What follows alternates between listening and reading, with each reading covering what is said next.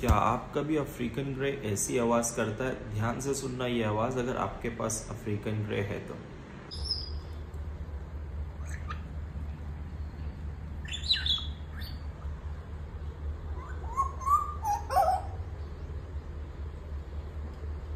तो ये आवाज़ जो सुनी आपने, ये आवाज़ अगर आप अपने पैरट्स की सुनते हो ऐसे आवाज़, तो उस सिचुएशन में अगर आप घर पे हो, आप सोए नहीं हो, तो फट से उसको टाइम दो, उसको बाहर निकालो 5-10 मिनट के लिए, फिर अंदर डाल दो अगर आपने रिसेंटली डाला है तो, या फिर अगर आप बिज़ी हो तो उसको 5-10 मिनट निकालो, उसको प्यार करो, उसके सर पे हेड मसाज दो, थोड़ा खेलो 5-10 मिनट, फिर डाल दो, ठीक है?